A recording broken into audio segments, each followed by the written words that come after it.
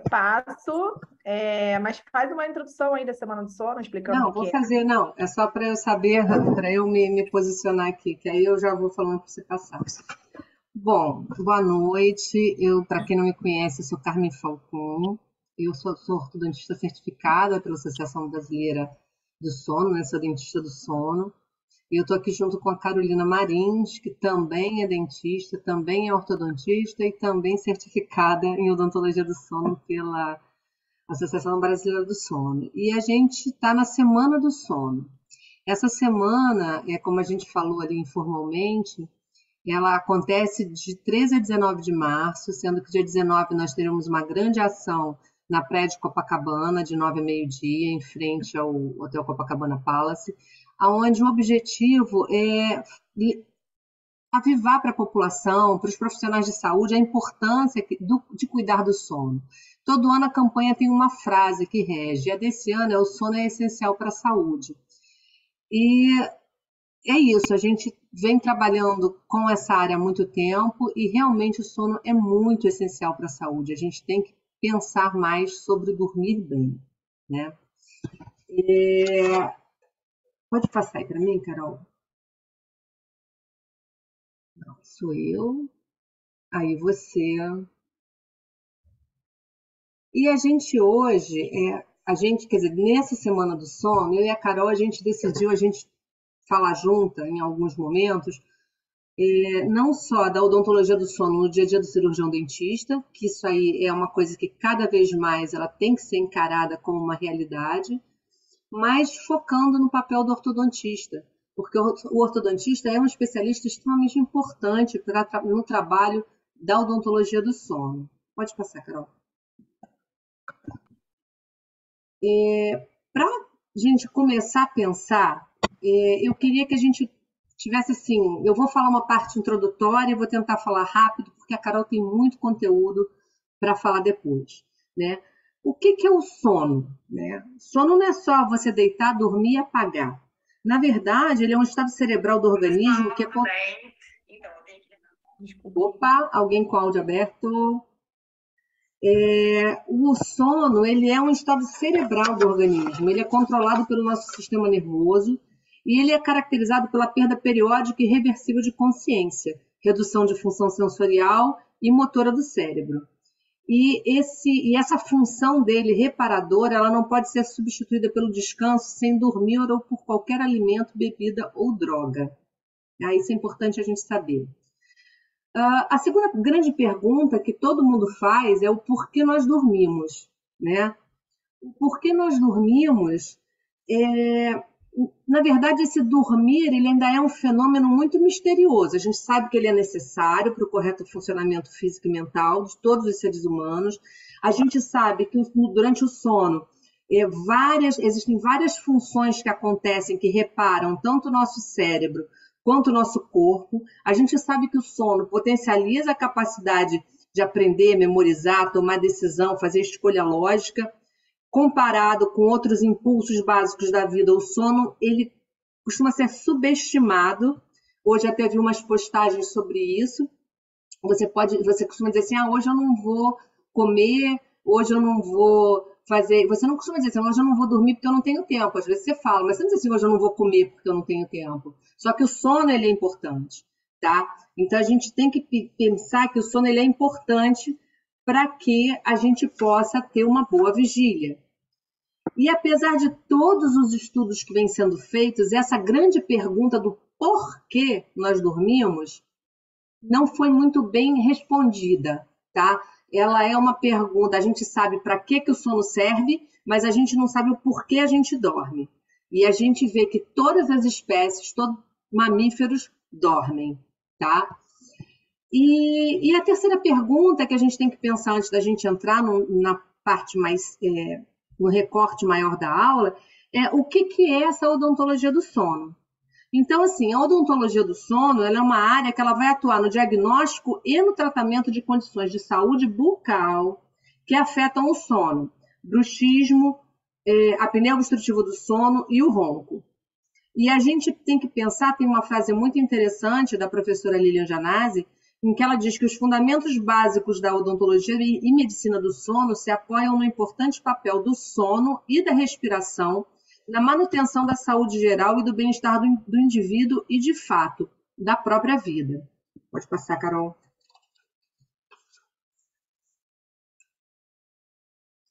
Se eu tivesse que falar de 2 livros que me incentivaram a seguir no estudo da odontologia do sono, em primeiro lugar, é um livro que não é um livro, digamos assim, é um livro leve, tá? É um livro com embasamento científico, mas é de uma leitura fácil, uma leitura leiga até, que é escrito pelo neurocientista, do Matthew Walker, e ele é um excelente começo, que é o Por que Nós Dormimos. Ele te dá um passeio sobre tudo o que acontece durante o sono, de uma forma muito simples. E aí, se você realmente quiser se aprofundar na questão da odontologia do sono, no momento, Medicina Oral do Sono, ele é um dos livros mais recentes. Ele foi publicado, se eu não me engano, agora em 2019 ou 2020. Então, é um dos livros mais recentes de odontologia do sono, porque a gente estuda muito por artigo, né? Mas esse livro ele conseguiu concentrar bastante coisas interessantes para quem quer aprender e ter um panorama já da odontologia do sono. Pode passar, Carol. Bom, agora a gente vai passar diretamente para o papel do ortodontista, né, nessa apneia obstrutiva do sono, e eu vou falar nesse momento sobre o papel, pode passar, na apneia obstrutiva do adulto. E aí, eu quero que vocês vejam rapidamente, é bem rápido, mas isso aí é o que acontece quando a gente está dormindo e quando a gente faz apneia, tá? Lá na frente vai ter um outro videozinho que a gente vai ver com mais calma, mas é isso. No momento que você para de respirar, seus batimentos aumentam, a sua saturação diminui, o seu cérebro manda uma mensagem assim, ó, acorda. Aí você tem um micro despertar e volta a dormir, e isso acontece a noite inteira para quem tem apneia. Pode passar. A primeira coisa que o ortodontista precisa saber, né, sobre a SAUS é identificar. Ele tem que saber identificar a apneia obstrutiva do sono.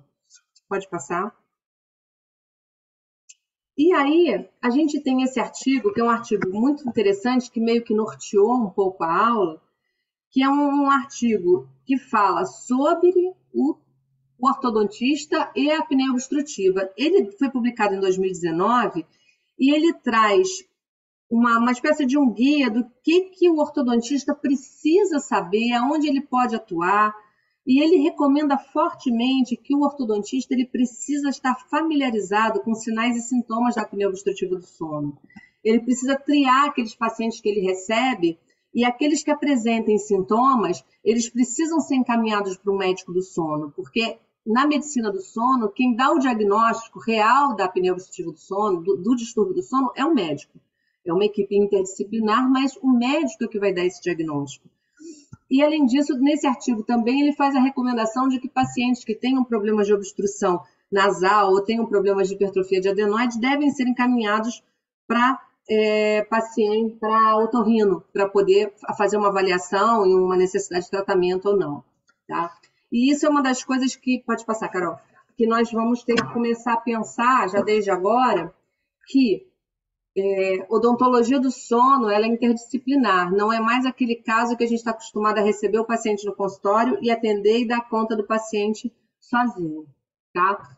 Então, assim, a primeira coisa que a gente precisa saber, o ortodontista, ele precisa ter uma noção de um diagnóstico prévio de doenças respiratórias do sono. Ele tem que conversar com o paciente, ele tem que avaliar fisicamente aquele paciente, verificar que aquele paciente tem uma face de respirador bucal, verificar se acontece alguma alteração. Pode passar, Carol. Conversar com aquele paciente, saber se ele tem problemas de sonolência, se ele acha que ele está tendo sono durante o dia, no meio das atividades dele. Pode passar. Pensar se ele está se sentindo muito cansado, se apesar dele achar que dormiu bem, no dia seguinte ele se sente super cansado. Perguntar também a questão do ronco.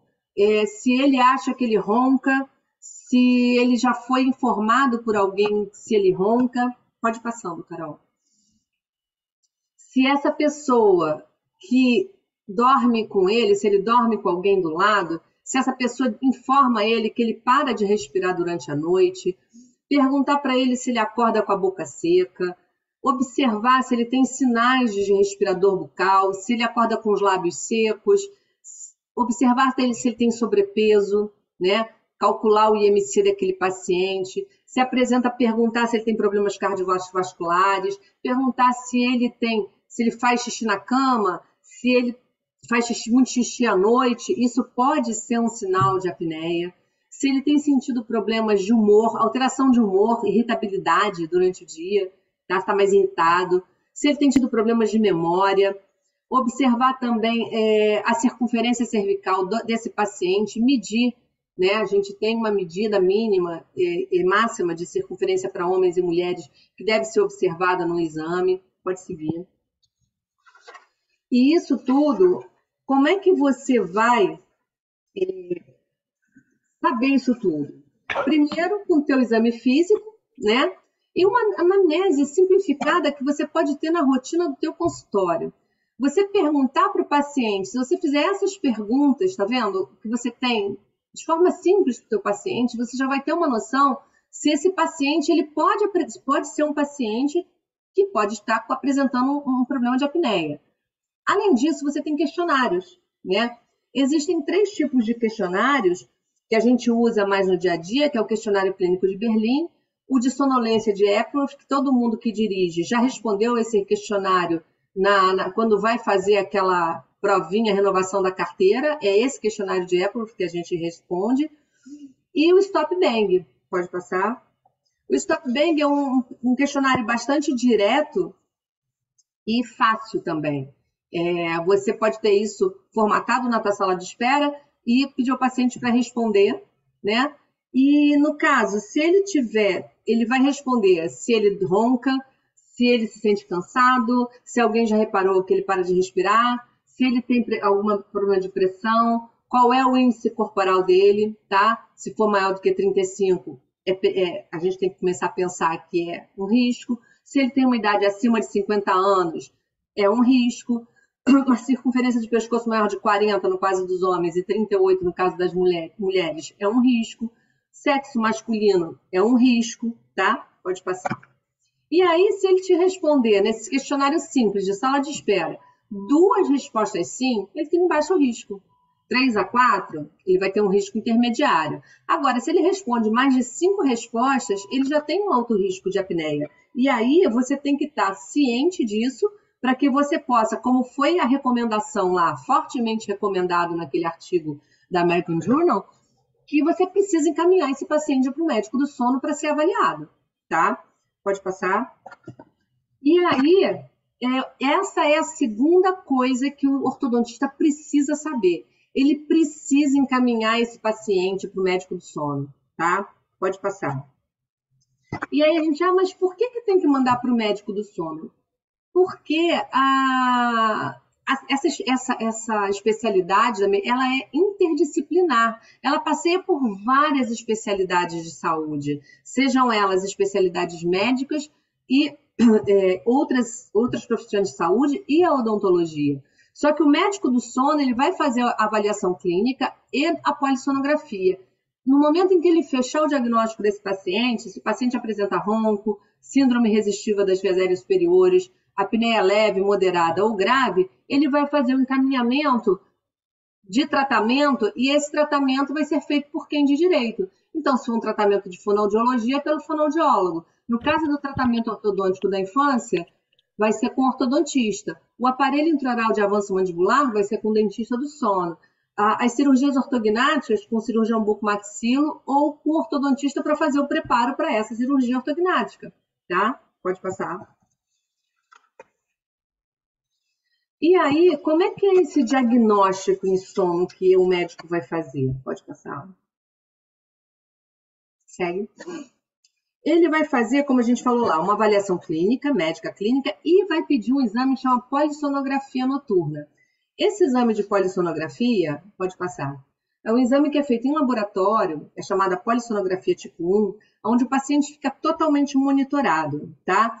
Ele fica com vários sensores E, principalmente, o que difere essa polissonografia de alguns outros exames é que ela tem o eletroencefalograma. E é esse eletroencefalograma que vai conseguir mapear e estagiar o sono. Ele vai diferenciar o que é estado de vigília, quais são as fases do sono, que a gente tem sono REM, a gente tem o sono tipo 1, tipo 2, tipo 3. Então, assim, ele vai conseguir, nesse eletroencefalograma, vai mapear em que fase do sono, em que estágio do sono aquele paciente se encontra.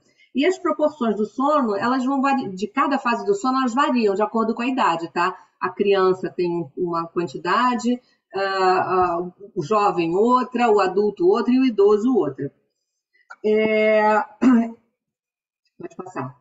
E a gente tem aqui uma polissonografia, ela vem assim pra gente, com esse laudo, tá?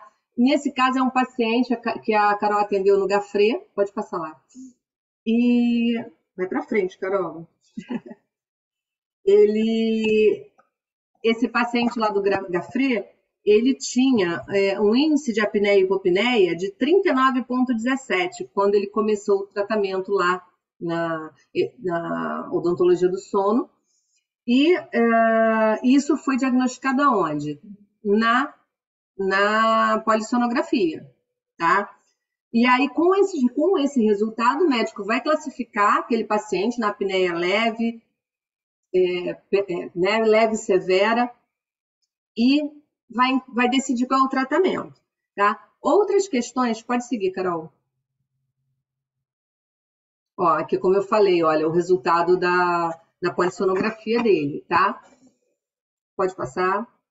E aí, também vem nesse exame, vem esse mapazinho aí para a gente olhar, tá? Nesse mapa, ele vai dizer, em cada sensor vai te dizer o que está acontecendo. E aí está assinalado o que é uma apneia obstrutiva, tá? Que é uma queda de mais ou menos de maior ou igual a 90% da amplitude do sinal do que eles chamam de termistor, tá? Ou termopar por tempo maior ou igual a 10 segundos, associado à presença ou aumento do esforço respiratório durante a ausência do fluxo aéreo.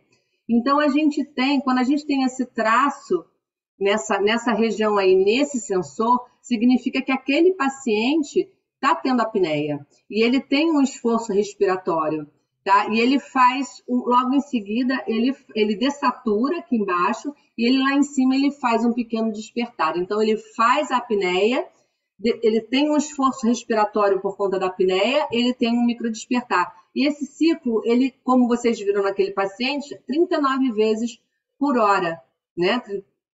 O paciente estava fazendo isso. Então, assim, essa pessoa não dorme. Pode passar. Um outro achado do exame, que muitas vezes é subestimado, são as hipopneias, que também tem uma queda da amplitude do sinal, ou seja, tem uma interrupção do fluxo de ar ali, só que essa interrupção ela é em torno de 30%, num tempo também maior ou igual a 10 segundos, tá? E isso pode acontecer havendo uma dessaturação maior ou igual a 3%, tá? Esses são índices que são dados pela academia, todos esses parâmetros são dados por um guideline da Academia Brasileira. Ou pode ser, acontecendo isso, por um tempo maior ou igual a 3%, né, a 3%, desculpa, gente, pode acontecer isso num índice maior ou igual a 3% ou na presença de um despertar. E isso vai ser o técnico que vai decidir na hora como que ele vai classificar essa hipopneia. Ele viu que teve essa redução do fluxo em torno de 30% da amplitude. E aí ele vai ver, bom, teve uma dessaturação maior ou igual a 3%, teve um despertar, aí ele vai classificar isso como uma hipopneia. Pode passar. E depois que ele avalia essa polissonografia, ele classifica essa apneia em leve, moderada ou severa.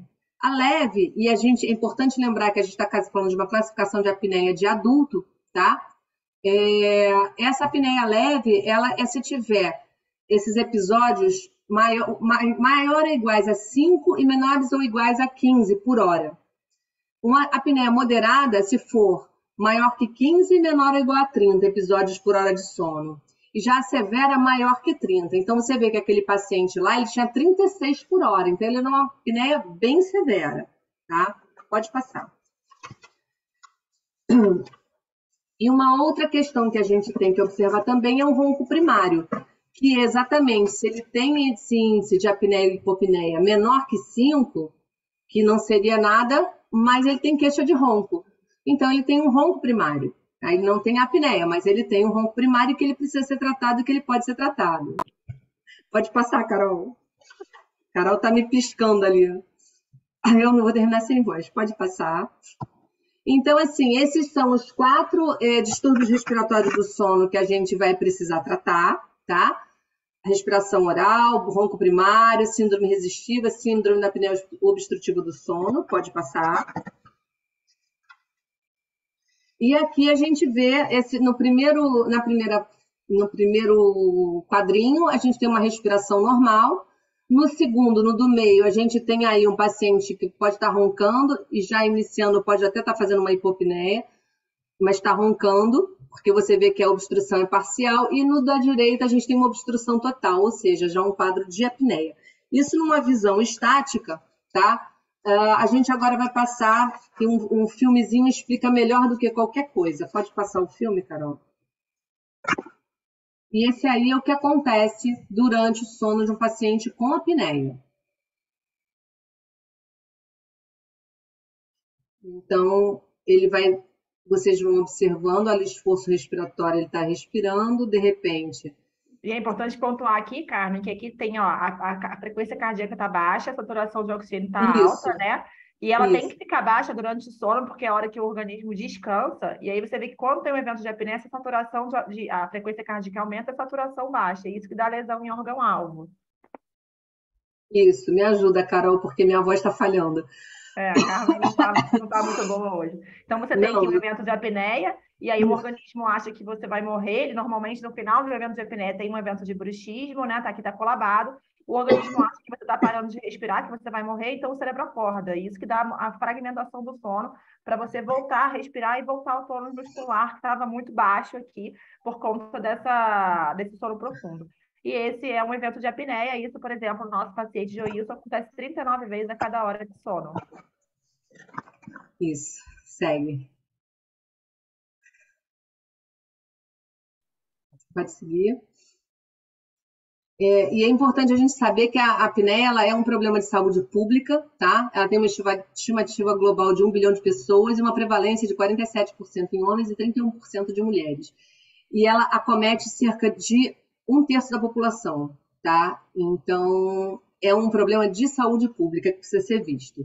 Ela tem várias consequências para o organismo. Não é só uma questão de você não dormir bem, tá? Quando você tem um quadro de apneia, você vai ter uma sonolência diurna excessiva, porque você não conseguiu dormir. Então, durante o dia, você não vai... Passa aí, vai passando o que eu estou falando. Vai seguindo. É que eu estou falando já aí, ó. Ela vai ter a sonolência excessiva diurna, ela vai ter déficit neurocognitivo, redução da qualidade de vida, acidentes automotivos ou de trabalho, perda de libido ou impotência, ansiedade, depressão e irritabilidade. Uma outra questão, passa, Carol, são as consequências cardiovasculares da apneia obstrutiva, são muito sérias, né? Hipertensão, infarto, doença coronariana, AVC, síndrome metabólica, diabetes e arritmias cardíacas. Pode passar. E, nesse momento, eu vou pedir que a Carolina assuma, porque é o momento em que, quando você percebe tudo isso, você aprende a encaminhar para um especialista em odontologia do sono. E a Carol vai falar agora sobre o que esse especialista em odontologia do sono vai fazer pelo seu paciente. Segue. Muito obrigada, Carmen. Obrigada aí pela explanação. Desculpa eu ficar interrompendo, mas é porque a gente está com um tempo super curto. A gente tem que terminar às 7h30 em ponto. E eu tenho bastante coisa para falar. Então, agradeço vocês aí a oportunidade. Foi muito bom. Carmen, se você puder ficar admitindo aqui as pessoas, eu estou admitindo bastante gente. Aqui já tem 26 pessoas. Pode deixar. Eu sigo. Eu te agradeço por me salvar, porque as pessoas não sabem, mas eu estou meio afônica já há 3 dias. Estou com uma gripe grande e, assim, tá aqui hoje foi na força mesmo. Tá bom. Então, assim, sobre o meu currículo, né? É uma coisa importante que eu queria falar, e a Carmen já falou, que é super importante você que quer trabalhar com sono, fazer um curso de capacitação, né? Um curso grande. Porque a odontologia, ela, na verdade, ela tem aí um mote de funcionamento no consultório, no dia a dia, na faculdade, e isso muda muito na odontologia do sono. É uma disciplina completamente diferente. Então, é importante ter um embasamento disso para você conseguir lidar com o sono, né? E conseguir tratar bem esses pacientes, conduzir bem esses casos. Está me ouvindo bem, Carmen? Tô ouvindo sim. Ótimo. Então, é muito importante. Então, a Carmen já falou aqui dos 2 pontos, né? E eu vou começar, então, a falar dos tratamentos, tá? O primeiro tratamento que a gente vai falar é como é que a gente vai tratar a apneia na infância, né? Criança tem a apneia do sono, e essa apneia do sono é muito grave para a criança. A gente começa a perceber isso quando a gente vê uma criança respiradora oral. Essa criança, ela normalmente é uma criança que costuma, desculpa, fui adicionar, que costuma respirar pela boca por pelo menos 3 meses durante o dia ou durante a noite. Isso já é um sinal, né, de apneia do sono nessa criança. A gente sabe que o diagnóstico na SARS da criança é muito pequeno, é muito menos do que deveria ser, porque quando o otorrino vê que a criança respira mal pelo nariz, respira pela boca, ele já faz o tratamento, que está certo, né, fazendo adenotonsilectomia. Além disso, é muito difícil a polissono em criança. Além de ser difícil colocar os eletrodos e manter a criança quieta com aquilo tudo, os critérios de diagnóstico e os equipamentos utilizados são diferentes. Precisa ter um médico especialista em medicina do sono na criança, precisa ter o capnógrafo, que é um dispositivo caro, difícil. Então, assim, é um exame difícil. Por acaso, a Débora, que está aqui, ela é uma especialista em sono na criança, que é otorrino, mas não é todo lugar que tem. Então, realmente, é um diagnóstico bem difícil. A classificação da SARS na criança, ela é diferente. A gente sabe que a Carmen já falou, né, que para o adulto é de 1 a 5 eventos, até 5 eventos, né, de apneia por hora de sono é normal. Na criança, não. A criança é mais sensível à falta de oxigênio no sangue. Então, na verdade, apenas um evento na criança já é considerado apneia. Então, para a criança, de 1 a 5 eventos por hora é apneia leve, de 5 a 10 é moderada e mais que 10 é grave. E como é que a gente vai identificar? A mesma coisa do adulto, né? Mas a criança tem algumas peculiaridades. A gente vai também perguntar sobre o diagnóstico prévio em sono. A criança que ronca, normalmente o principal sinal que a gente vê é o ronco. Apneias testemunhadas dos pais. A criança que tem um sono asfixiante ou ofegante. E esse aqui é a principal diferença, né? Na criança, o adulto, durante o dia, o adulto que é apneico durante o dia, ele costuma ser sonolento, fadigado, costuma ser, né, um adulto aquele para baixo. A criança, por muitas vezes, ela pode ter hiperatividade. Então, existe uma relação muito grande entre apneia do sono e hiperatividade na criança. Então, toda criança hiperativa, a gente pode desconfiar de apneia do sono. Além disso, a obesidade, né, que é bem comum também tanto no adulto, e na criança também tem o retardo do crescimento. A gente sabe que o hormônio do crescimento, ele é liberado na fase do sono N3, que é uma fase de sono profundo. Se a criança fragmenta o sono, né, aquilo que a gente mostrou por conta dos eventos de apneia, ela não consegue aprofundar o sono e acaba tendo uma diminuição da liberação do hormônio do crescimento, que faz com que a criança tenha problemas de crescimento. E aí, para a gente tratar essa criança, né, o primeiro tratamento, o tratamento de escolha, número 1, é a adenotonsilectomia. Então, a gente vai sempre encaminhar para o otorrino. A primeira coisa é isso. Encaminha para o otorrino vai avaliar, e aí ele pode avaliar e fazer a adenotonsilectomia, ou ele vai avaliar e dizer que essa criança não tem indicação de adenotonsilectomia. E aí, esse estudo que eu trouxe para vocês, ele diz que a adenotonsilectomia, ela é a primeira escolha, ela é muito boa, mas ela não resolve todos os casos. Aqui, por esse artigo, 56% das crianças, mesmo fazendo adenotonsilectomia, o problema não foi resolvido, continuaram sendo apneicos. E aí? Isso se chama apneia residual da infância. O que a gente faz com esses pacientes? Quem entra aqui nesse lugar? O ortodontista, né? E aí não precisa ser ortodontista especialista em sono, que fez uma capacitação. O ortodontista comum pode ter esse olhar e avaliar essa criança.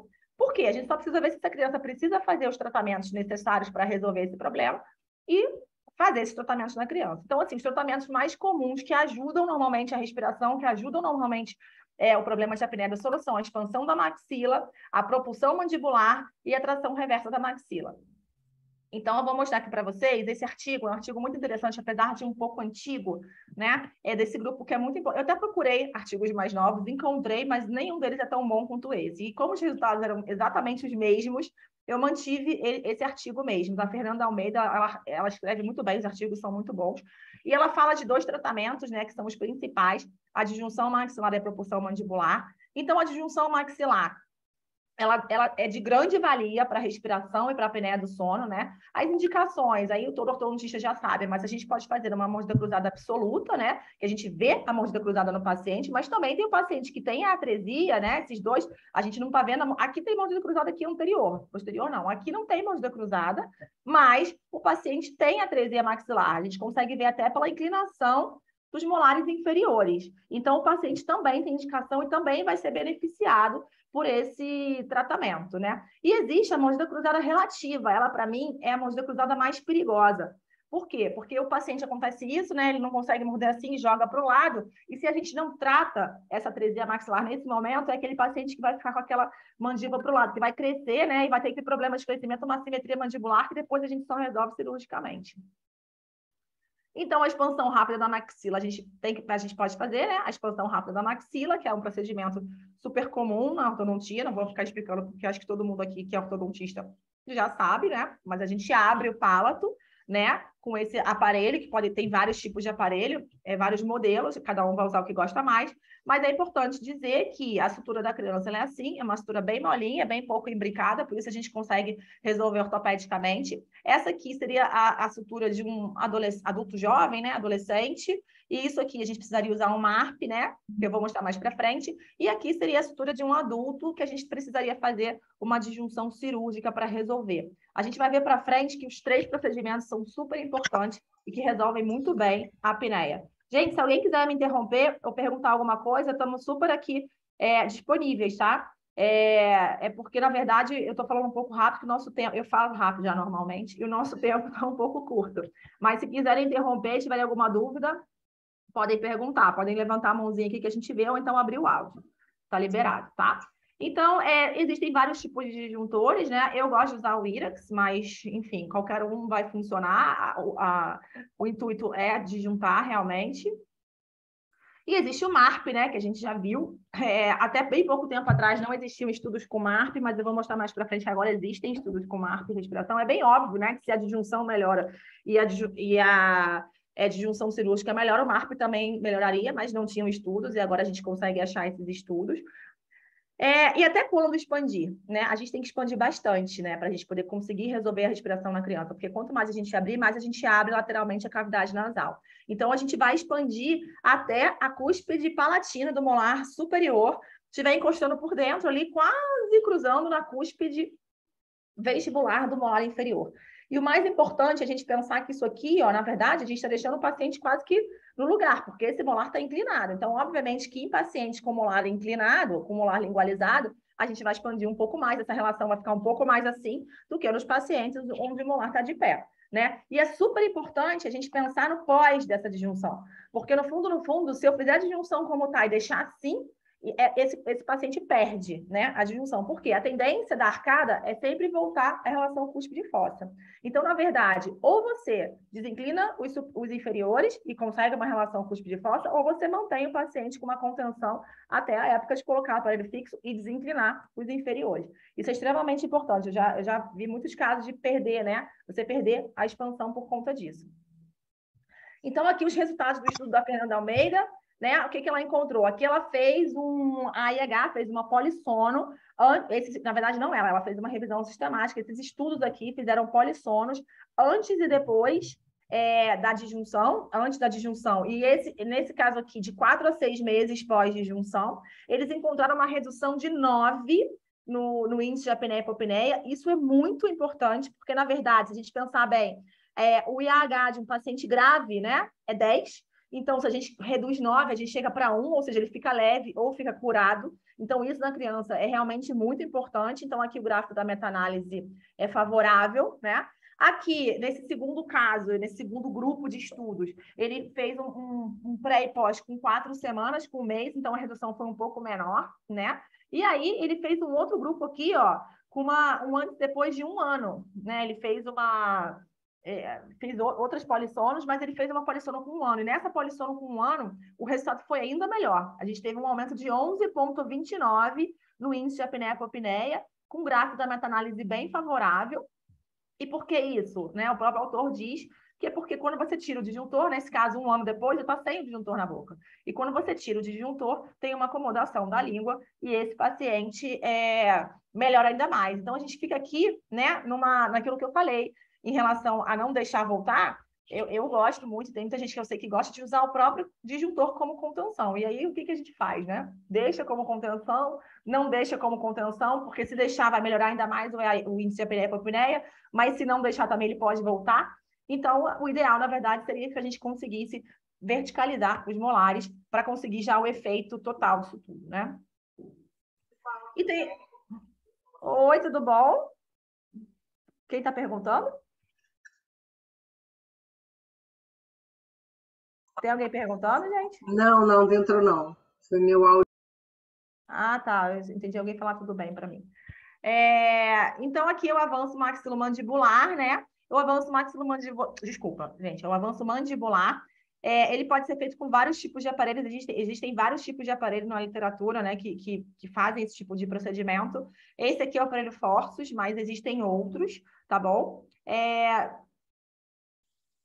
E aí, o mais importante a gente pontuar é o seguinte: a gente não pode chegar fazendo avanço mandibular em qualquer paciente, tá? A gente vai fazer avanço mandibular em quem tem indicação, quem o perfil tá bom para fazer avanço mandibular, e que o paciente que o perfil permite isso, né? Então, esse é um paciente com retrusão mandibular. Normalmente, o paciente com retrusão mandibular ele tem os lábios inferiores retruídos, o sulco mentolabial aumentado e uma linha mento-pescoço pouco definida. Esse paciente pode receber um tratamento de propulsão mandibular, né? Que é o paciente que a gente vê no dia a dia, que ele é um paciente apneico. E eu gosto de usar esse aparelho Forceps, né? Que é esse aparelho com aparelho fixo, coloco Forceps e ele consegue uma boa protrusão. E aí na literatura a gente vê, esses aqui não foram feitos com Forceps, tá? Eles foram feitos com outros aparelhos, eu acho que um foi Twin Block e o outro foi um outro dispositivo, acho que móvel também. Não, foi Herbst Twin Block, eu não me lembro bem, mas foram outros, não foi Forceps.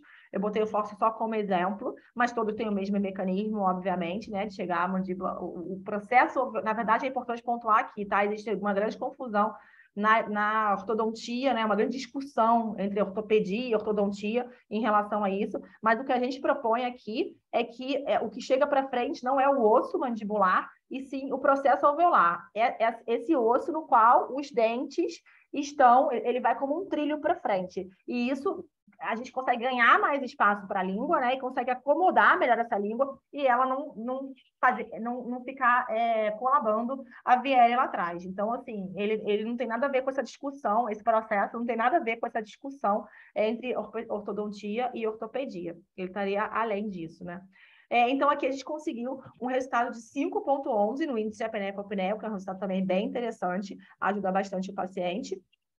Então, é uma coisa que vai além, né, de todas essas questões. Então, na verdade, a gente tem como conclusão desse estudo que todo paciente que vai para o otorrino e faz a dentoncilectomia, ele deve depois ser indicado para um dentista, para um ortodontista, para avaliar se ele tem necessidade, se ele tem condições de fazer uma disjunção maxilar ou um avanço, vou colocar um propulsor mandibular, né, um avanço mandibular. Porque são dois tratamentos que ajudam muito na respiração. Então, é sempre importante ter uma avaliação do ortodontista depois, né, após esse tratamento de dentoncilectomia com otorrino. E aí, a gente agora vai passar para o próximo item, né, que é a cirurgia ortognática, preparar casos para a cirurgia ortognática. E aí, na verdade, esse é o papel do ortodontista na SARS em pacientes jovens. Por que em pacientes jovens? Porque, assim, eu sou especialista em sono, eu recebo muitos pacientes dos otorrinos, né? E numa primeira consulta, quando o paciente chega no meu consultório, a primeira coisa que eu olho, se ele é um paciente jovem, eu sempre penso, esse paciente pode fazer uma cirurgia ortognática. Às vezes, na maioria das vezes, ele não está nem pensando nisso, ele nem sabe que isso pode ajudar, mas eu sempre proponho isso para ele. Por quê? Porque, na verdade, o IOL, o CPAP, todos os outros tratamentos que ele possa fazer para corrigir a apneia são muletas. São tratamentos que ele vai fazer e vai colocar com 28, com 30 anos e vai ficar usando isso para o resto da vida. Então, agora, por exemplo, se ele chega no consultório, um paciente de 28 anos, que nem o seu juiz acho que tem 30, na época tinha 35 anos, chega num consultório com um índice de apneia de 35, acho que ele tinha, né, 36, Qual vai ser, e a apneia, a gente sabe que a apneia do sono é uma doença evolutiva que vai piorando com o tempo, qual vai ser esse índice quando ele tiver com 60 anos? 80? 70? Então, assim, vale muito a pena para esses pacientes fazer isso. Agora, a gente faz um procedimento que vai ajudar ele anatomicamente, que vai resolver o problema dele anatomicamente, e depois, lá para frente, ele vai passar muitos anos bem, vai passar muitos anos, né, sem precisar de nenhum tratamento. E se por acaso algum dia ele vier precisar de algum tratamento, ele vai precisar de um tratamento bem mais brando. Então, para esses pacientes, eu não só falo, indico, mas como eu tento convencer veementemente os pacientes a fazer esse tipo de tratamento. E mesmo os que não convenço, que põem aí, ó, eu fico o tempo todo, anualmente, quando ele vai no consultório, eu fico assim, olha, e aí, e a nossa cirurgia? Eu fico sempre perguntando, porque eu acho que para esses pacientes realmente vale muito a pena. Então tá aí, né? Um paciente jovem que tem esse paciente era isso. Ele tinha 42, era um pouco mais velho, mas até para ele valeria a pena, porque ele tinha um índice de apneia de 39. Porém, o seu joelho tinha muito ele não podia operar, porque ele já era muito comprometido sistemicamente, ele tinha ficado cego por conta da apneia, tinha insuficiência renal, insuficiência cardíaca, ele tinha muitos problemas de saúde e estava descartada a cirurgia, qualquer cirurgia para ele, né? Era muito perigoso, os benefícios. Então, a gente sempre propõe a cirurgia ortognática, e aí depois que eu proponho a cirurgia ortognática, obviamente que eu não vou propor para qualquer pessoa, né? Eu tenho que avaliar a morfologia facial do paciente. Eu tenho que saber se aquele paciente é elegível para a cirurgia ortognática. E aí a gente vai avaliar o perfil. Eu olho para o paciente, de repente tiro uma fotinho de perfil e vejo, pelo diagnóstico do tratamento centrado na face, se aquele paciente tem condições de receber uma cirurgia ortognática. E a gente vai ver quais são as possíveis cirurgias ortognáticas para SARS, né, que ajudam na SARS. Então, a gente pede uma documentação ortodôntica, normalmente com escaneamento, né? E faz uma análise desse perfil. Sobre a análise cefalométrica, que muita gente pergunta, mas você pede uma documentação ortodôntica e uma análise cefalométrica? Sim, a gente pede. E aí, por isso, eu vou falar um pouco sobre isso, né? Foge um pouquinho do tema, mas é através da análise cefalométrica que a gente, né, com o diagnóstico centrado na face, com a ajuda, com auxílio da análise cefalométrica, a gente vai fazer essa análise se o paciente pode ou não receber essa cirurgia ortognática, né? E aí, existem muitos artigos na literatura que falam sobre o fenótipo, né? Sobre quais características esqueléticas o paciente apneico tem. E nenhum chega a nenhuma conclusão, tá? A conclusão é essa aqui, que os parâmetros esqueléticos, aqueles nossos parâmetros da ortodontia, né? SNA, SNB, que, né, é o que a gente acha que vai estar alterado, né, no paciente com apneia, normalmente eles não chegam a consenso. Alguns estão alterados, outros não. Então, assim, não tem um consenso sobre isso. Então, a gente não pode chegar e dizer assim, olha, um paciente que tem o SNB diminuído é um paciente apneico. Não, isso não é, isso é relativo, tá? Então, isso a gente não pode falar. E o que a gente pode usar, então, para apneia, né? Obviamente, para ver se o paciente pode receber um avanço bimaxilar, isso com certeza.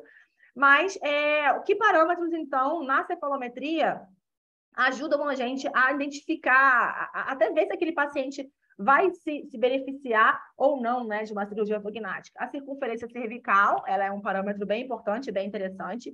E os parâmetros de tecido mole, né, que são o palato mole, língua aumentada, orofaringe reduzida, espaço da veia reduzido. Porém, esses parâmetros de tecido mole, é muito difícil a gente conseguir avaliar isso na cefalometria, na radiografia cefalométrica.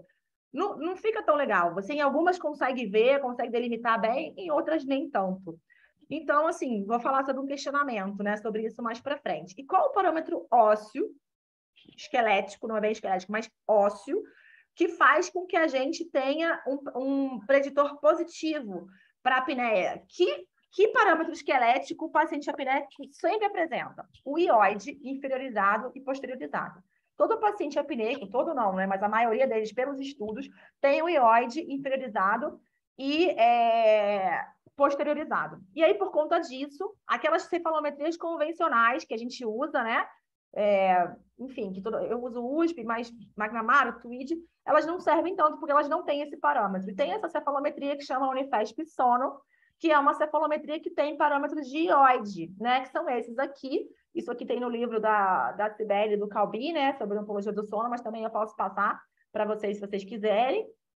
E tem 3 parâmetros de sono, de ióide, né? Nessa cefalometria, e aí sim a gente pode predizer se esse paciente, por exemplo, pela cefalometria, pode ou não ter apneia, tá? Então, é sempre o iode inferiorizado e posteriorizado, e isso, ainda assim, é um preditor de sucesso positivo para o tratamento, porque toda vez que o iode é inferiorizado e posteriorizado, a gente pode achar, também tem artigos que falam isso, que a gente vai melhorar, o paciente vai melhorar mais com o AIO e também com a cirurgia ortognática.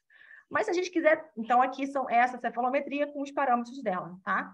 Então, se a gente quiser... e sobre os tecidos moles, o ideal seria a gente fazer a cefalometria numa tomografia. Essa tomografia tinha que ser uma tomografia multi-slice, aquela do médico, porque o paciente está deitado. E o paciente deveria estar numa posição de cabeça lá, né? Que seja aquela posição de cabeça já delimitada, um padrão, né? Deveria ter um padrão da posição de cabeça. E na expiração total máxima, que é onde a gente tem a maior possibilidade de colabamento da via aérea. Então, na verdade, é muito difícil a gente conseguir medir tecidos moles, né? No paciente em geral. Essas medidas de tecidos moles, elas são muito variáveis, né? E assim, toda vez que tem um artigo, existem muitos artigos que usam essas medidas, então toda vez que tem um artigo que usa medidas de tecidos moles, eu fico um pouco reticente, né? Por conta dessas questões todas que a gente está conversando. E como a gente sabe, né? Então tá, eu vou indicar um paciente meu para cirurgia, eu vi ele tem condições de fazer uma cirurgia, morfologicamente ele pode, ele é um birretruso, mas como é que eu vou saber se ele vai melhorar? Eu vou indicar um paciente para uma coisa, para uma cirurgia, que é uma coisa, né, grande, como é que eu vou saber? Tem esse procedimento que chama sonodoscopia, que é feito pelo médico, né?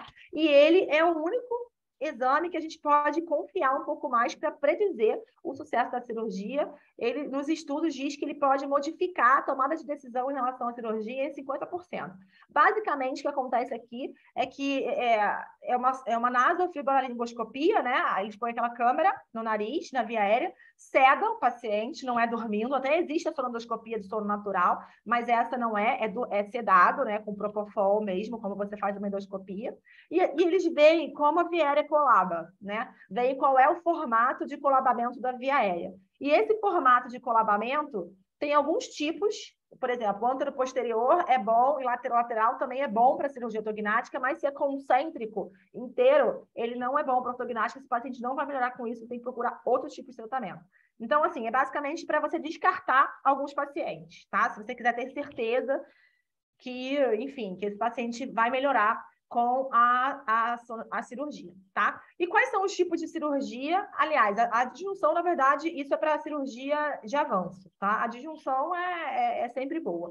Então, na verdade, quais são os tipos de cirurgia que a gente pode fazer? A disjunção maxilar cirúrgica, eu sei que por muito tempo a disjunção maxilar cirúrgica, ela caiu, assim, ela tá meio em desuso, né? Não é todo mundo que usa, e o pessoal fica meio reticente, porque você sempre pode fazer uma segmentada.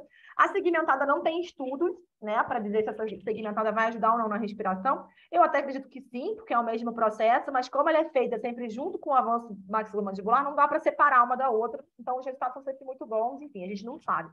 Mas a disjunção cirúrgica, às vezes, por exemplo, aquele paciente que tem só disjunção cirúrgica para fazer, né, é um ótimo procedimento, vale muito mais a pena do que inclinar dente, não só por uma questão do periodonto, mas também por uma questão da respiração. Então, um procedimento que é super interessante, tá?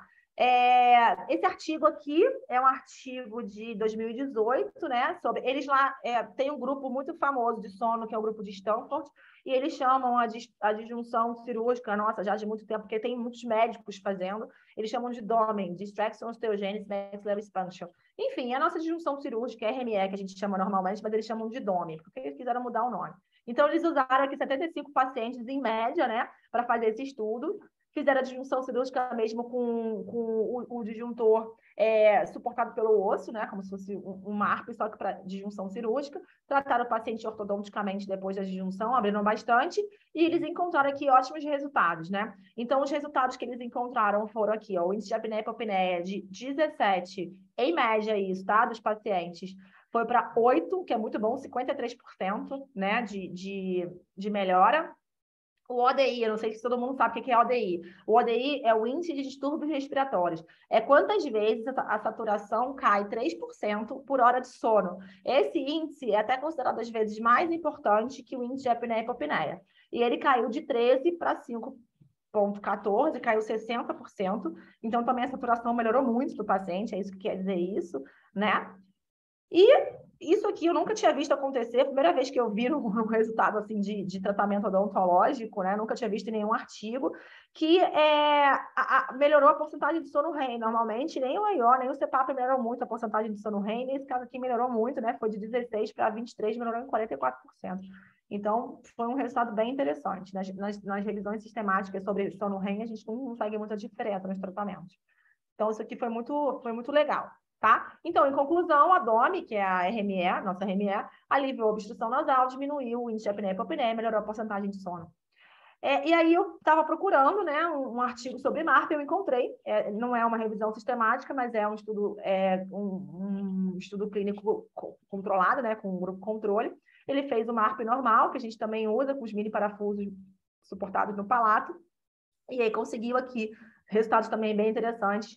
Aqui é o grupo controle, né? A gente existe aí uma variação da polissonografia de noite a noite, então aqui uma variação pequena, T1 e T2, e aqui o grupo de intervenção, ele diminuiu em mais de 50% o índice de apneia e hipopneia com MARP. Isso aqui me deixa bem feliz, porque me faz, assim, né? Tem uma luz no fim do túnel que a gente consegue de aí até os 30 anos, 27, 30 anos, fazer tratamento com MARP e conseguir ótimos resultados na apneia dos pacientes. Pessoal, alguma pergunta? Alguém quer perguntar alguma coisa? Então, ninguém quer perguntar nada, então. Oi. Oi, Carol. Letícia, eu tô Olá. rindo, tudo bem? Tudo Não, bom, excelente Letícia? aula, apresentação, só elogiar essa questão da sonendoscopia, que realmente é uma coisa que tá vindo aí mais recente, e falar que a gente consegue fazer como se fosse um jaw thrust também durante o exame, justamente para tentar mimetizar, simular um avanço, né? E aí também dá para ver, além de ver aí os pacientes que talvez não sejam candidatos, dá também para poder simular um avanço e dizer realmente que talvez seja um paciente ótimo para esse tipo de procedimento, que seria a ortognática. Sim, Mas é isso, ótimo, parabéns aí ótima pela colocação. apresentação. Obrigada, Letícia, foi ótima sua colocação. Eu não estava lembrando, eu já vi isso para a IO, né? Você fazer enfim, exatamente, jogar a mandíbula um pouco para frente para ver se é preditivo de IO, mas para a cirurgia eu não tinha ouvido falar Isso aí ainda. durante o exame a gente consegue fazer e aí tá com a câmera lá e ver realmente o quanto expande, e aí dando para ver que seria um ótimo candidato também. Ótimo, maravilhoso. Tá bom, então, muito obrigada, viu? Então, aqui, então o MARP, né? A gente também conseguiu bons resultados para o MARP. Então, na conclusão, houve uma melhora no índice de apneia e hipopneia, também com tratamento com MARP. E aí, a gente tem um avanço maxilomandibular, né? Que é o que, assim, na minha forma de ver o carro-chefe aí dos tratamentos cirúrgicos para sarros, né? Só que, assim, a gente precisa ter perfil para aquilo. Foi a mesma coisa que a gente falou sobre o FORCE. A gente não pode fazer avanço com paciente que já tem um perfil bom, porque senão a gente vai deformar o rosto daquele paciente, né? Isso não é uma coisa interessante para se fazer. Então, a gente tem que ter um perfil birretruso. Aquele paciente, a gente sabe na literatura que o avanço maxilomandibular é muito mais efetivo do que só o mandibular.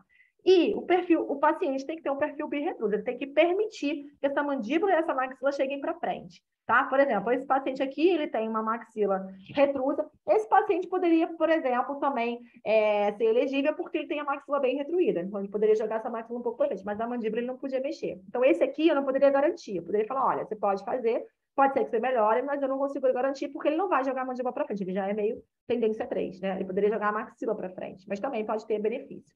E qual a característica do paciente birretruso, né? Quais são as características faciais? A gente vê isso na face do paciente.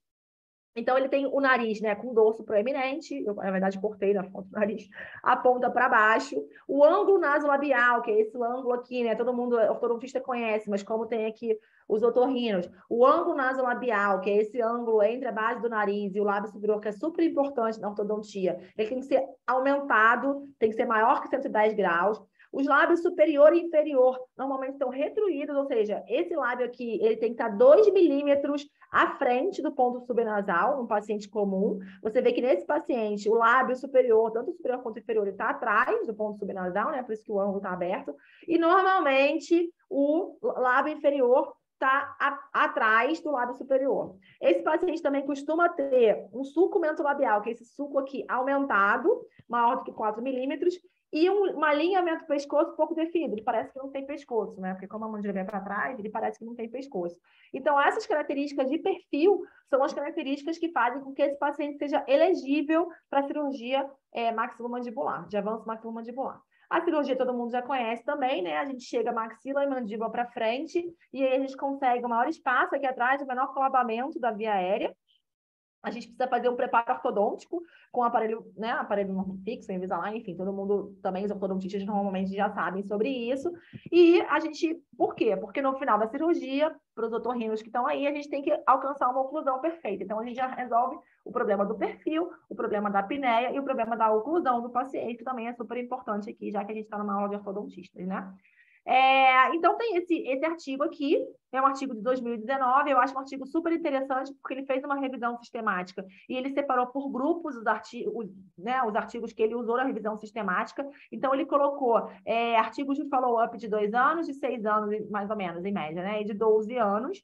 Ele conseguiu follow-ups bem grandes, e existe aqui um número cabalístico, né? Na cirurgia, a gente não sabe muito bem por que tem esse número, mas toda a literatura fala nesse número que a gente tem que ter um avanço mínimo da mandíbula de pelo menos 10 milímetros. Se a gente não tiver um avanço de 10 milímetros, a gente não vai conseguir resultado na apneia.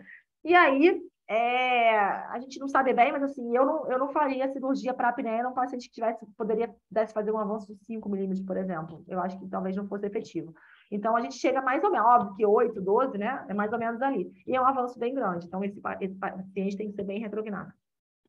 Então, o que ele encontrou aqui? Ele encontrou que aqui nos estudos que tiveram um follow-up de 2 anos, né? Aqui é o índice inicial, vamos pegar esse caso, 51, foi para 5, ou seja, resolveu pacientes curados, e depois de 2 anos ele chegou num índice de 8,5 de índice de apneia e hipopneia. Né? Nesse segundo grupo, que fez um follow-up de, em média, 6 anos, ele conseguiu inicialmente aqui um índice de apneia e hipopneia de 50, um follow-up curto, né? Que é logo depois da cirurgia de 8,3, depois se manteve, né? Para 8. E aí, quando a gente observou esses pacientes por mais tempo, ou seja, os estudos que acompanharam esses pacientes por exemplo, 12 anos, ele encontrou aqui, ó, que inicialmente o paciente tinha em média, né, um IH de 56, ele foi para 10, né, o que teoricamente está sem sintoma, o paciente está curado, e depois ele foi para 25, ou seja, ele voltou a ser um apneico moderado.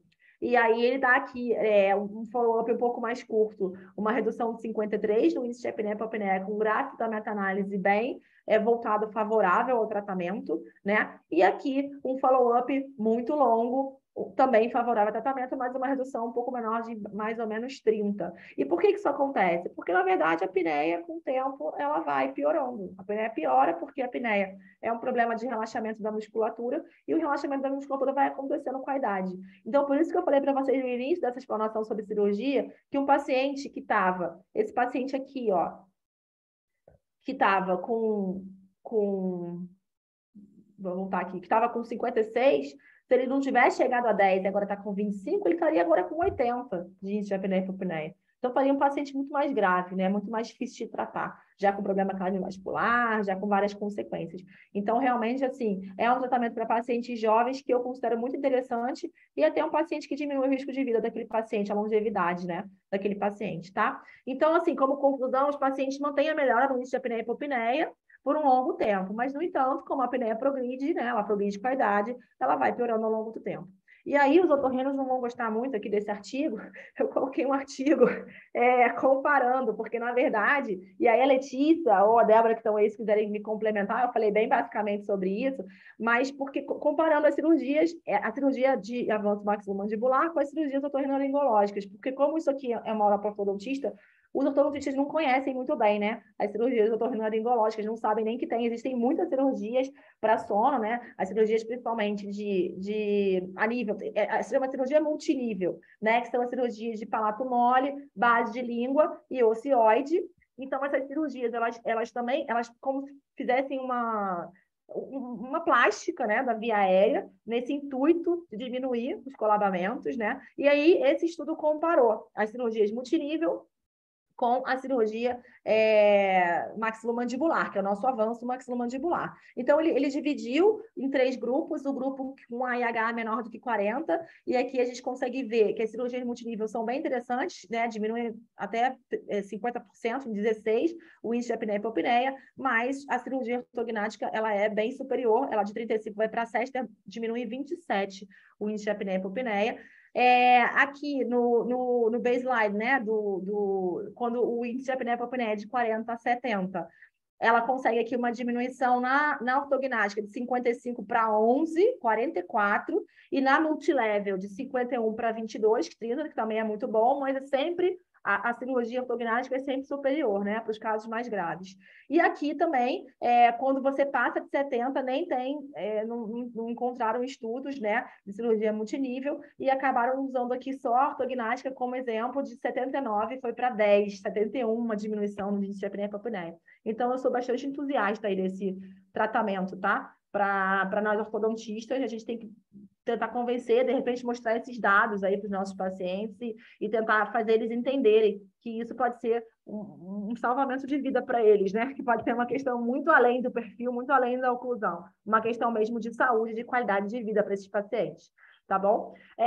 Então, o que a gente precisa saber, né, ortodontista, para fazer um planejamento em conjunto, né? Quais são as peculiaridades? Porque eu acho assim, como eu falei para vocês, eu acho que para fazer AIO, é bom que seja especialista em sono, porque, na verdade, é uma coisa que para conduzir o tratamento você precisa saber, mas para ortognática, você pode ser um ortodontista que faz ortognática, que é entusiasta, enfim, você faz o preparo ortodôntico e o cirurgião, que o cirurgião é bom, que tem estudado um pouco de sono. Mas, enfim, essas são as informações mais importantes para as pessoas que vão fazer esse tratamento ortocirúrgico para sono, tá? Então, eu quis pontuar aqui as informações mais importantes para vocês poderem, de repente, pegarem isso para vocês e usar isso no seu dia a dia, né? A primeira coisa super importante para a gente entender o paciente ortocirúrgico é se a gente pode fazer benefício antecipado. Se você pensar bem, esse paciente já está apneico, já está jovem, está apneico há muito tempo, e talvez, eu sei que benefício antecipado não é uma coisa que todo cirurgião faz, que todo ortodontista gosta de fazer, porque é muito pior para a gente resolver a oclusão depois, é muito ruim, mas se você estiver pensando que você pode estar salvando a vida desse paciente e minimizando o problema de qualidade de vida dele muito anterior, você pode se arriscar, talvez, né? Nem que você fale assim, olha, talvez eu não consiga resolver essa oclusão 100%, mas pelo menos o paciente vai ficar curado mais cedo. Então, eu acho que nesse contexto vale a pena se arriscar. Se não, se você não quiser se arriscar, esse paciente vai ter que ficar usando CPAP durante o preparo ortocirúrgico, que normalmente demora aí de 2 anos, né, em média. Então, assim, é você conversar com o seu paciente sobre isso, tá? Então, esse é um ponto extremamente importante. Então, eu me arrisquei aqui, né? Eu fiz um tratamento, esse paciente está ainda em andamento, eu fiz junto com o Leonardo Metropolo, que é o meu colega cirurgião, foi meu aluno lá no curso de capacitação.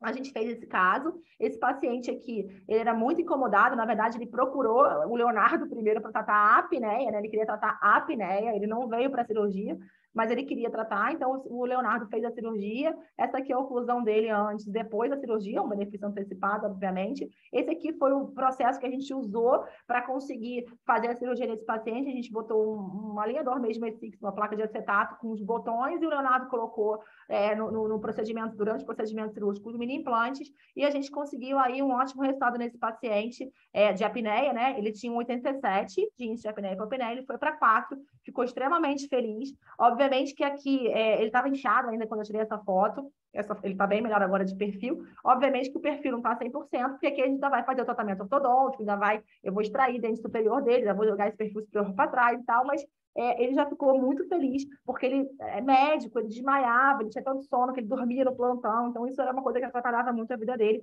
e talvez valha a pena a gente se arriscar um pouco para ajudar os pacientes nesse sentido, tá? E, além disso, a gente precisa, é muito importante que a gente converse muito bem, eu sei que essa conversa muitas vezes não acontece, sobre a quantidade de overjet que a gente tem que deixar. Porque, no fundo, a gente precisa saber com o cirurgião o quanto ele vai jogar essa mandíbula para frente. Porque lembra que tem aquele número cabalístico de 10? Se eu deixar pouco overjet, ele não vai conseguir jogar os 10 para frente. Às vezes, ele tem que jogar muito mais a mandíbula do que a maxila, ele precisa de overjet para isso. Em algumas vezes, a gente vai precisar. Aí tem muita gente também que não gosta, mas a gente vai precisar tirar a premolar inferior e terminar esse paciente com uma oclusão de classe 3. Porque a gente já precisa ganhar. Se o paciente, por exemplo, é classe 1, mas precisa jogar a mandíbula muito mais do que a maxila, a gente pode tirar a premolar inferior com coragem absoluta, dar um overjet de 7 milímetros para esse paciente e fazer com que ele termine numa oclusão de classe 3. Porque é muito importante que ele avance os 10 milímetros, custe o que custar, entendeu? Para poder melhorar da parte da apneia, tá? Eu sei que tem muito ortodontista aí que vai se revirar na cadeira, mas é isso mesmo, eu acho que vale a pena para a qualidade de vida do paciente, né? Alguém quer falar? Eu sou ortodontista, eu pulei na cadeira. Pulou, eu sei. Não, porque tem que haver um equilíbrio, né, Carol? A gente não pode falar, por exemplo, um paciente desse que você acabou de falar, você não pode fazer uma extração premolar nele superior, quando, na verdade, ele não tem nem perfil para ir. Não, exatamente. Né? Você falou primeiro superior, né? Não, depois você considerou o inferior, mas o inferior para tirar um overjet, se você também não tiver base óssea, também não vai adiantar nada. Então, assim, eu sei que isso é uma pincelada, né, hoje para todo mundo, mas tem que ficar bem, bem claro que nós não conseguimos ser absolutos, né? Na ortodontia. Não, na verdade, você não pode cagar a cara de um paciente, você não pode fazer uma besteira no rosto de um paciente em busca de uma coisa que tem que ser resolvida de forma multifatorial, de forma multidisciplinar. Então, é só você saber que você não pode, às vezes, você não pode, não, vai ter que operar e o perfil do paciente, que Dani, não é bem assim, né? A gente precisa ter um pouquinho de consideração que quando o nosso limite acaba, entram as outras especialidades ao mesmo tempo, né? Para que o nosso limite não seja único. Que a gente está falando, sim, exatamente isso que a gente tem que estar falando. Eu falei bem pontuado aqui desde o início dessa explanação sobre cirurgia, que a primeira coisa que vai determinar se esse paciente é ou não elegível para cirurgia é o perfil. Esse caso aqui, o que eu estou falando, é aquele caso em que o paciente precisa avançar a mandíbula mais do que a maxila na cirurgia. Você está conversando. Nesse momento aqui, você está conversando com o cirurgião. Você já passou por essa fase do perfil. O cirurgião já falou para você que ele precisa avançar mais a maxila do que a mandíbula. Desculpa, mais a mandíbula do que a maxila. Só que o overjet não permite. Ele é um paciente classe 1, por exemplo. E aí, nesses casos, é que eu estou dizendo que você pode lançar mão, por exemplo, de exodontias de premolares inferiores, para você conseguir jogar essa mandíbula para frente o tanto que o cirurgião precisa. Mas uma extração de premolares inferiores também precisa ter condição de base óssea inferior. Não é uma coisa feita por causa da apneia, né? Nem para você conseguir uma overjet. Você não consegue, tem limitações, né? Tem limitações da base óssea, exatamente. Mas pacientes que permitem a limitação da base óssea. Sim. E que você consegue, isso aqui o cirurgião já está sabendo, ele pediu para você mais overjet, entendeu? É disso que eu estou dizendo. Só que tem muitas pessoas que têm resistência. Eu já sofri resistência com isso, até dos próprios cirurgiões. De falar assim, não, mas como assim você vai terminar numa oclusão de classe 3? Eu não vejo problema em terminar numa oclusão de molar de classe 3, nesse contexto. Se o paciente permite, vamos supor que ele tenha os incisivos inferiores muito vestibularizados, né? Muito inclinados para frente. E você precisa, por exemplo, de overjet para fazer a cirurgia, para jogar aí é outra coisa, né? Mas normalmente isso acontece, porque o paciente classe 2, ele tem incisivos muito vestibularizados normalmente, né? Às vezes sim, para buscar uma compensação. Normalmente isso acontece com muita frequência, por isso eu coloquei, entendeu? Isso acontece. Não, tá. Eu só quiquei porque você falou como se fosse assim, não, vamos fazer e pronto. E como o nosso público é um público diverso, assim como a gente não pode, não é? Os estudos, eles mostram coisas muito individuais, né? Então, eu vejo muitos estudos, não, caiu de tantas apneias para tantas, mas depois recidivou. Não é uma recidiva, é um paciente que faz uma cirurgia e depois não dá a mínima atenção para o que tem que dar, que é um envelhecimento normal, é uma flacidez muscular, e o paciente nem sempre está disposto a fazer uma fonoaudiologia, um trabalho eterno, ele acha que aquilo é imediato e acabou. E não, ele tem que continuar fazendo os padrões respiratórios, nasais, etc. Então, realmente, a gente não pode fugir do multidisciplinar, mas no caso da ortognática é bem assim mesmo. Você faz a cirurgia e ele fica livre por uns anos de tratamento. Por bastante anos, como está falando aí, pelo menos uns 10 anos ele fica livre. Ele não precisa fazer mais nada. Ele precisa fazer aquela fono pós, né, para manter a cirurgia, mas ele não precisa de nenhum tratamento para ronco e para apneia. Ele fica livre. E aí, durante esse tempo. E aí, depois, obviamente, com a idade, né? Você não pode engordar, né? Tem essas outras questões.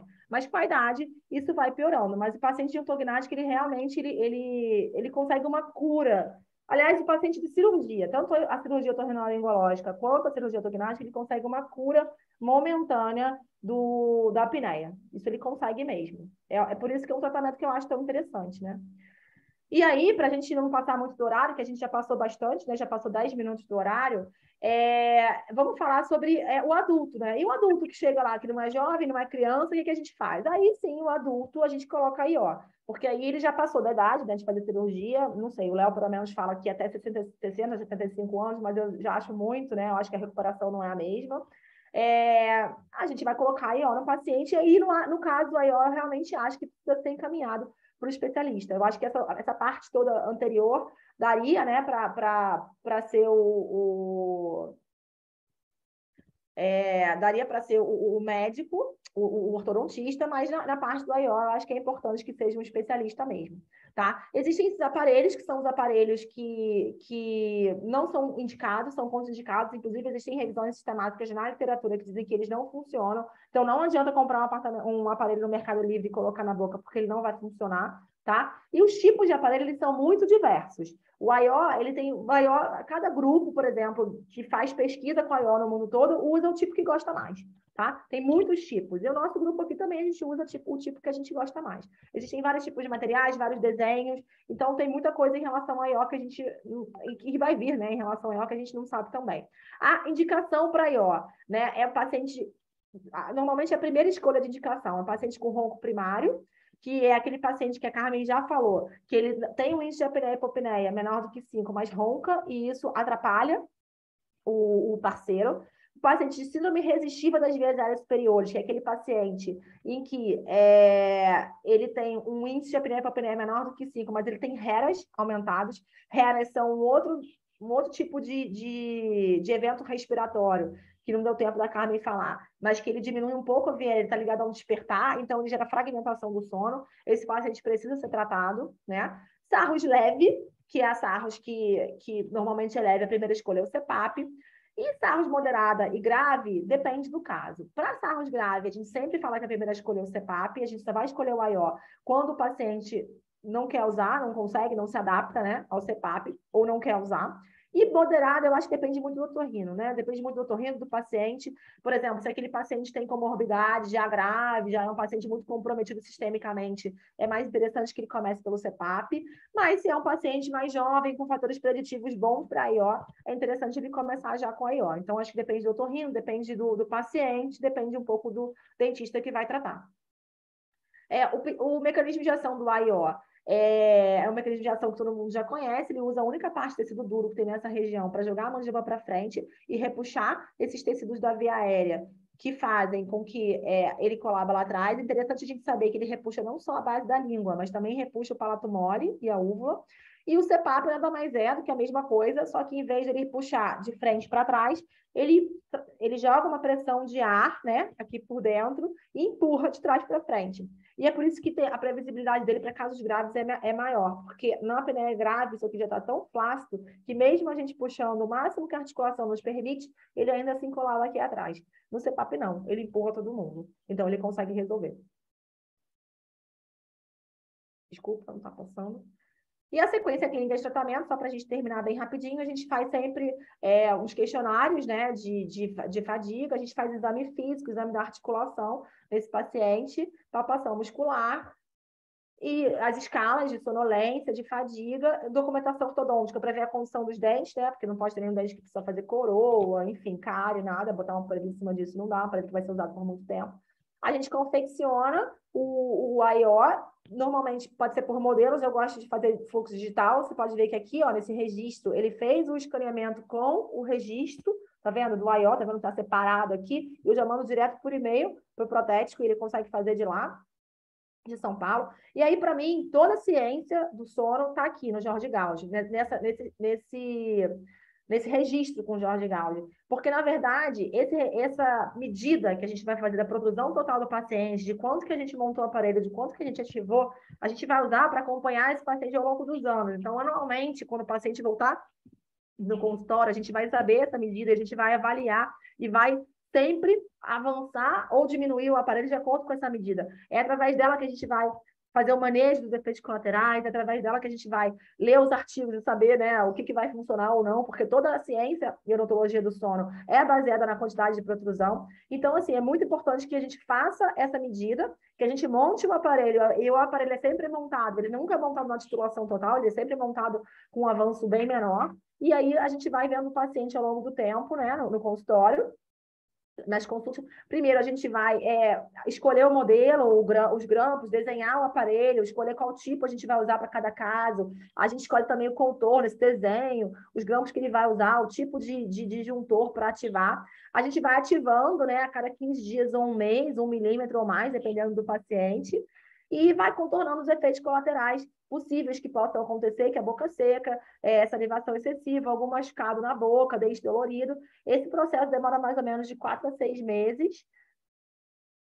A gente também vai controlando os sintomas desse paciente, vai gravando o ronco com esse aplicativo que chama Snorlab, e com o Biologix. Nesse momento, a gente usa o Biologix, que é para ir controlando esse paciente, vendo a melhora desse paciente. A gente não usa para diagnóstico, né? Usa nesse momento, para ir vendo se está melhorando de acordo com o avanço.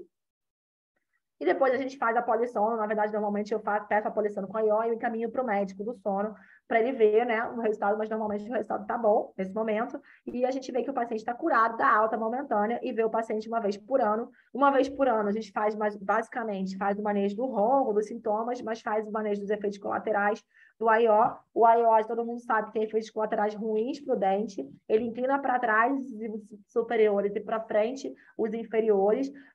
Tem pacientes que são favoráveis, né, chamados favoráveis, aquele paciente que já tem overjet, mas o paciente, a gente como ortodontista sabe que o paciente que tem overjet justo, ele pode ser bem ruim para a oclusão, ele pode bater na frente, abrir mordida atrás. Então, a gente fica sempre observando, acompanhando esse paciente. Esse acompanhamento é feito não só com fotos, mas também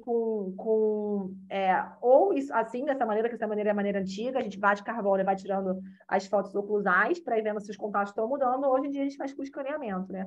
Vê o contato do paciente inicial e vai vendo se esse contato está mudando para a gente pegar essa modificação bem no comecinho. Então, para vocês terem uma ordem de grandeza, essa modificação acontece em uma diminuição do overjet e do overbate, em média, 2 milímetros depois de 7 anos de uso. É bem pouco, mas para alguns pacientes pode ser bem ruim.